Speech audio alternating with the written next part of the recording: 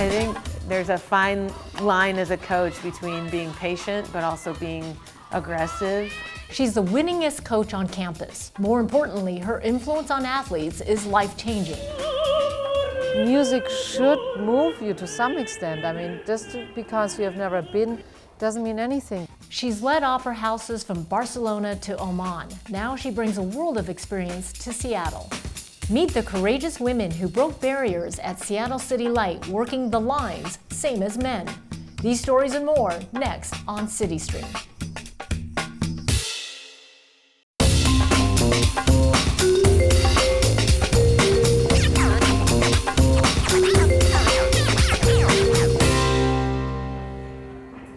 Hello, I'm Locke. This CityStream is all about empowering women, so it's fitting we come to you from the Riveter on Capitol Hill. Founded in Seattle, the Riveter has grown into a national network of co-working spaces built by women for everyone. The belief here is it's hard enough to get a seat at the table, so it wanted everyone to have a seat at theirs. Whether you're an entrepreneur or freelancer, the Riveter offers a place to work, meet, share resources, and learn from one another. If you spend just a few minutes with University of Washington softball coach Heather Tarr, you'll understand why she's the coach with the most wins on campus. She's real, kind-hearted, patient, and aggressive. She promotes a culture of being your best, both on and off the field, and her impact on young women is life-changing. Producers Kathy Toohey and Valerie Vaza take a look.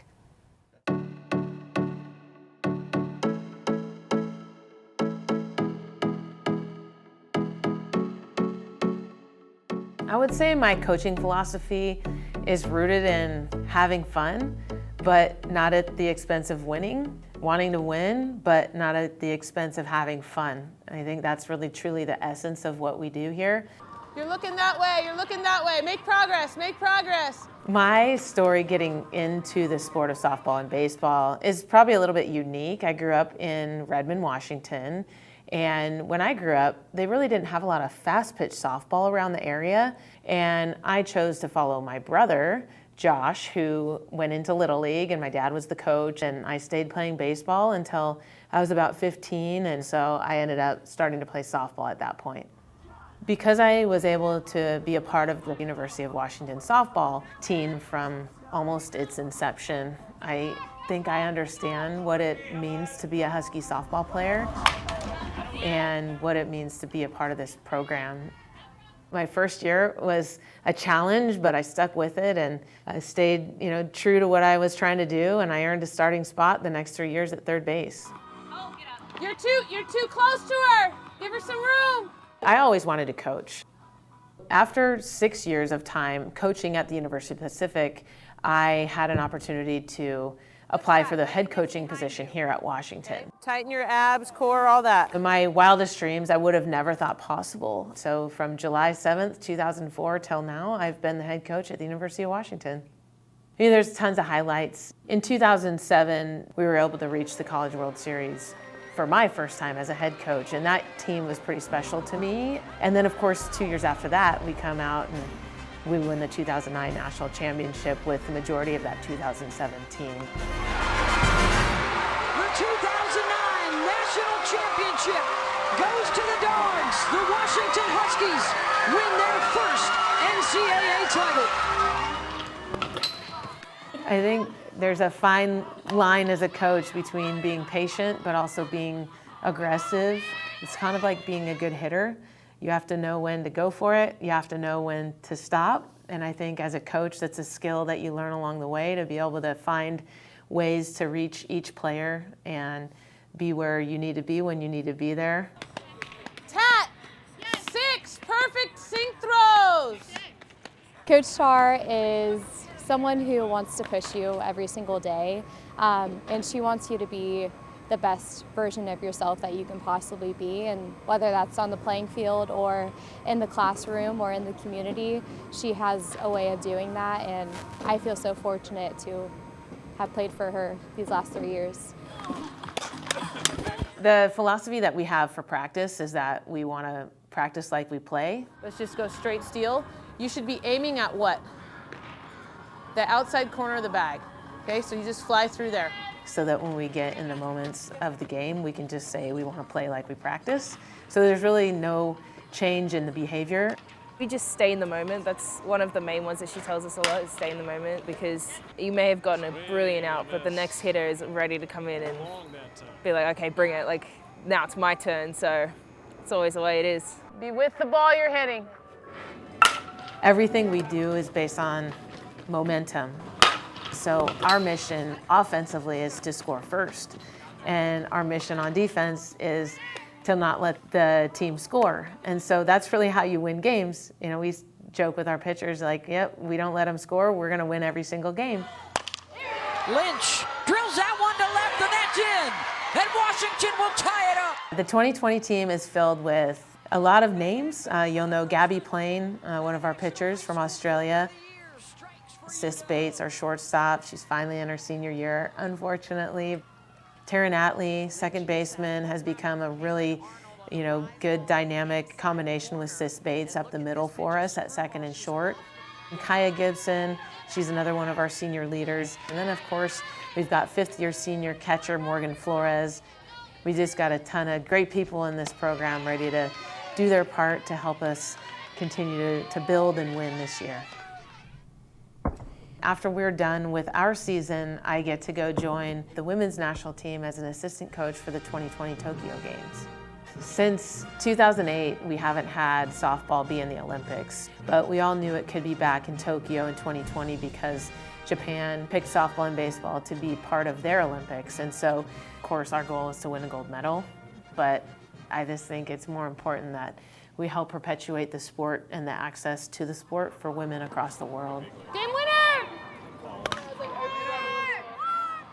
It's tough to compete in softball because you either fail or you succeed, of course, but you have to get over the last moment to be able to be in the present moment. And I just love helping others learn that, and it's going to help them succeed in life, not just in the sport. High fly, deep left, and Washington leads 4-0.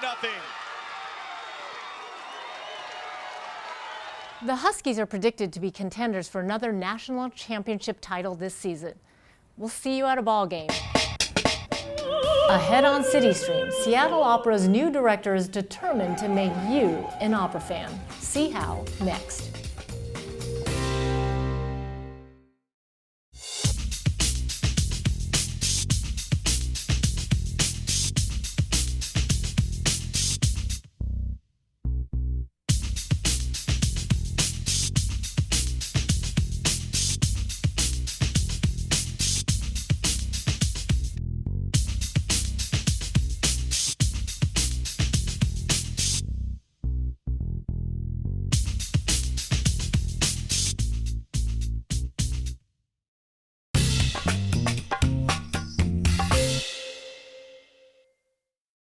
The Seattle Opera has many reasons to celebrate. It moved into a new building on the Seattle Center campus, and it has a new female general director filled with fresh ideas. Nicole Sanchez offers a behind-the-scenes look inside the Opera Center and introduces us to some women who make the Seattle Opera special.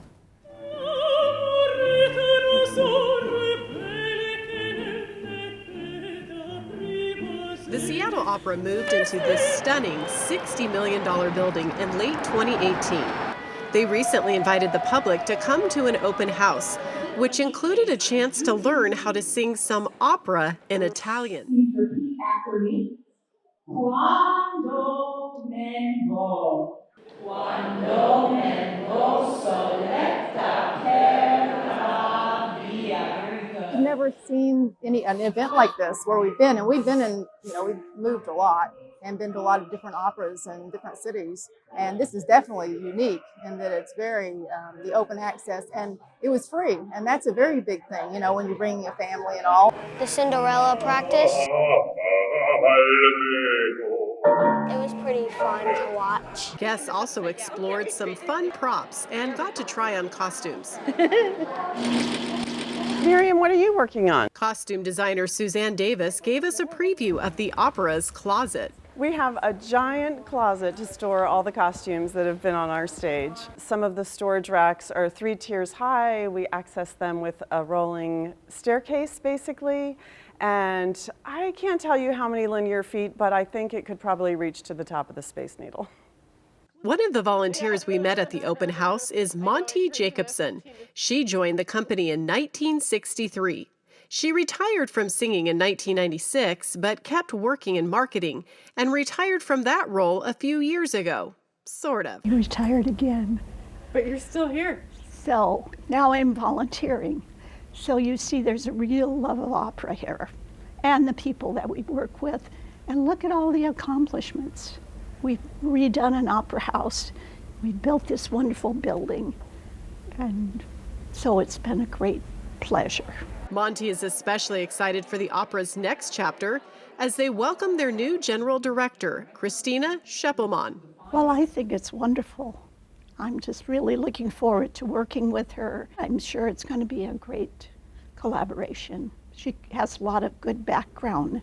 Building is a great asset for Seattle Opera. In her new role, Christina is one of only a handful of women who run opera companies in the U.S., an honor she is proud of, but it's not her main focus. To me, it's important and good that in this business we have a lot of women. To me personally, I haven't thought really as something that I need to do because I'm a woman. I do what I do because I enjoy it. Born in Hamburg, Christina speaks 6 languages, something that has served her well in her esteemed roles at various opera houses, including her most recent role as the artistic head at the Gran Teatro de Lucio in Barcelona, Spain.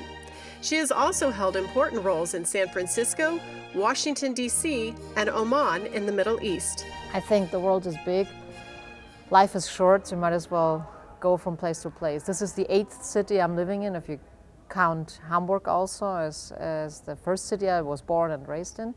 And then 5 countries, 3 continents. And I find it exciting. Christina remembers the first time she watched an opera. She was 16, but remembers it like it was yesterday. I sat in the 5th row in the orchestra, and it just made a great impression. It was fabulous. And while that was the first time she attended a show, Christina herself was already singing opera in a children's choir. It was all enough to get her hooked for life. The department was very creative. As the new general director, one of her visions is to make the Seattle Opera more welcoming and look for new ways to involve the community. She especially wants to share their new building. She even envisions opera music playing outside the building, as long as the neighbors don't mind. I hope that this will stimulate curiosity and excitement and interest, and I hope also that people that walk by will walk in. You know, we have a big window front. We'll have music and more music playing outside. So when people walk by or are stuck in traffic in Mercer Street, they actually can hear who we are and what is this great building.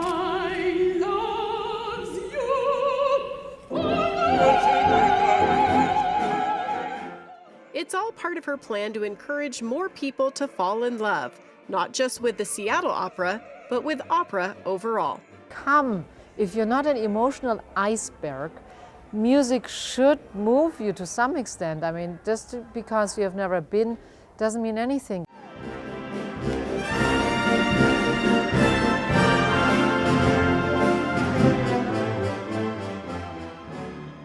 Seattle Opera will be performing La Boheme May 2nd through the 19th.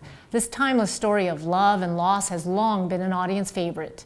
If you'd like to learn more about other shows and programs, just go to seattleopera.org. We'll be right back.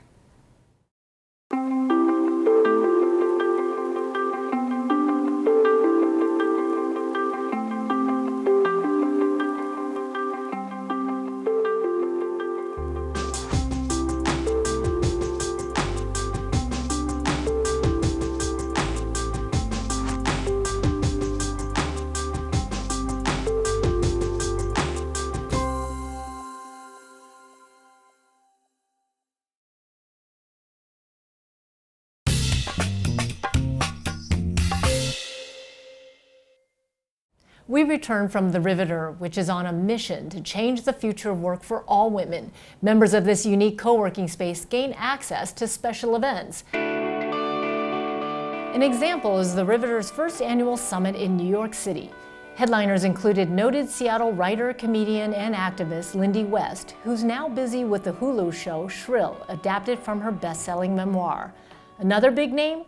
Georgia gubernatorial candidate Stacey Abrams, the first African-American woman to run for governor of a major party in U.S. history. Here's a sampling from the Riveter Summit.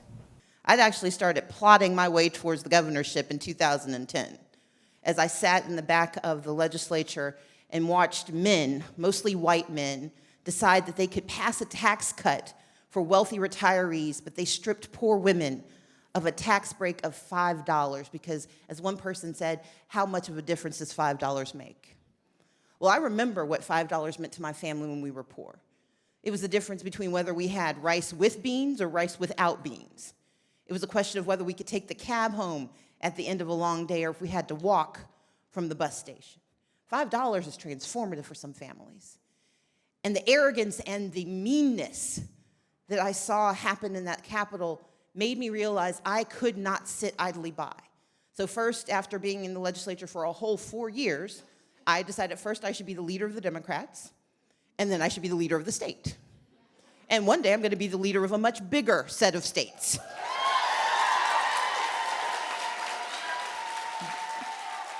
You know what helps is solidarity, is spending time in spaces like this where it is safe to express your anger, and finding collectives where you can turn that anger into action in a productive way with other people who feel the same way and who will support you even if you're afraid and even if the world around you tries to enforce consequences against that kind of stigmatized anger. Thank you so much.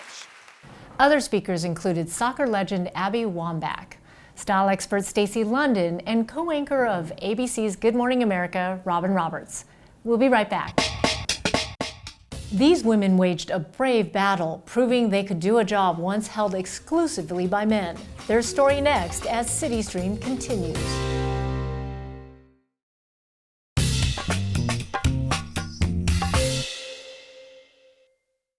Handling high-voltage power lines is demanding and dangerous work. Historically, it was done exclusively by men.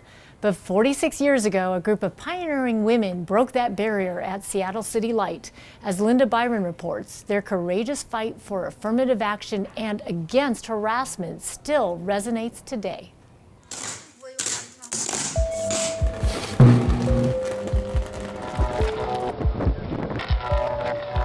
All the jobs in the world, it's one of the most dangerous. I've seen asphalt melt, I've seen wire jump. It could go wrong really, really fast.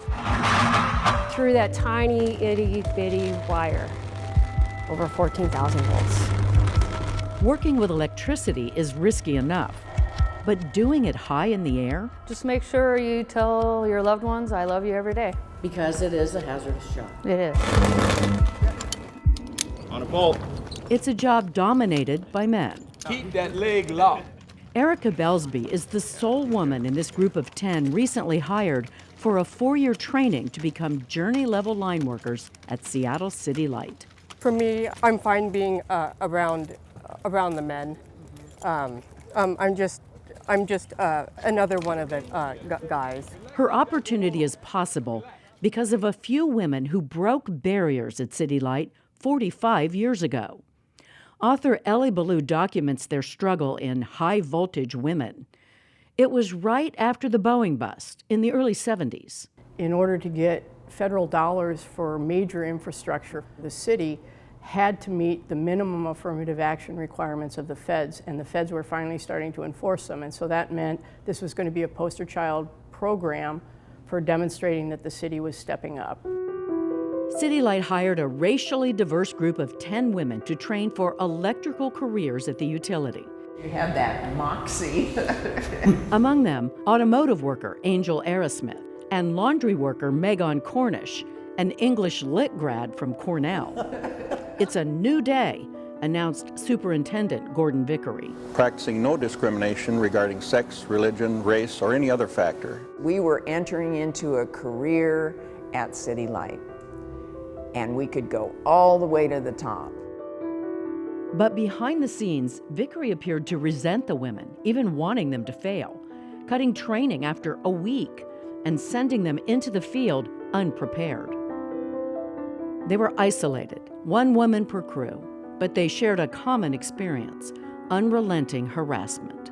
There was a very strong mystique that this was a macho trade, and a lot of people felt threatened by women trying to do it. The women persevered until 3 months into the program when they were suddenly fired. They sued. It took a year, but they won their jobs back with a pay raise. We knew it was not going to be easy, but it was an adventure starting. Looking back, this photo symbolized a naive belief that trouble was behind them. No, actually it was really kind of worse until we let them know that, yeah, we did win this job back because we're women. And no, you can't touch us. And we can't be fired.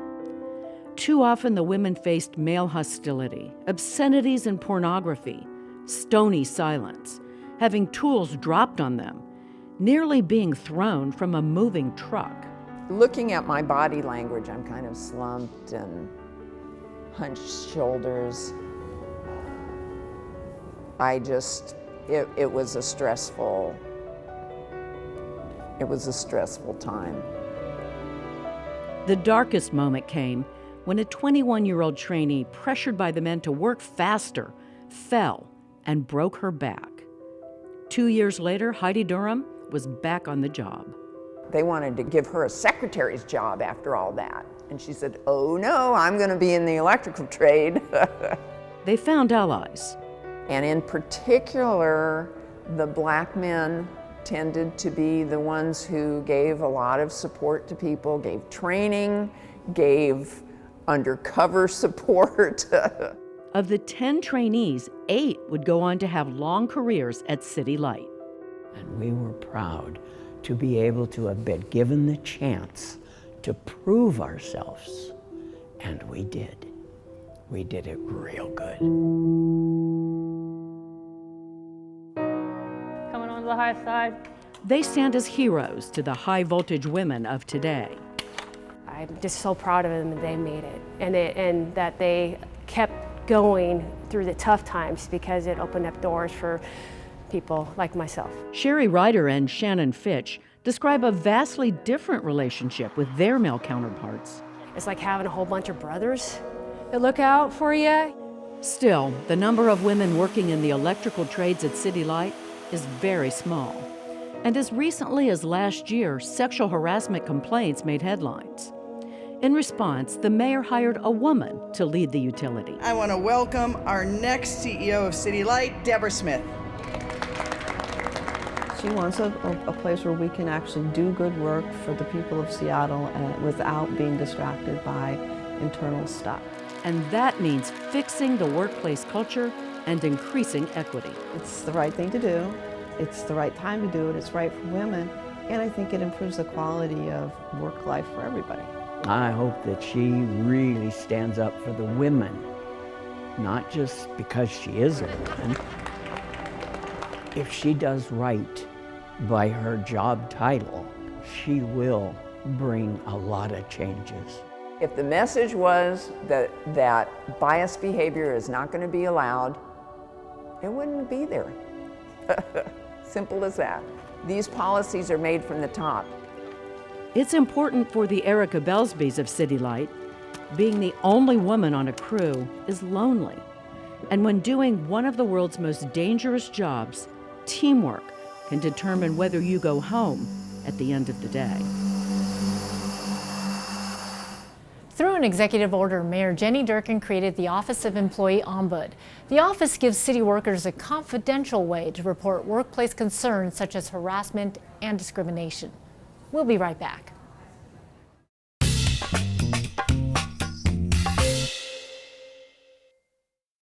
That wraps up this special Women Empowerment episode of CityStream from the Riveter.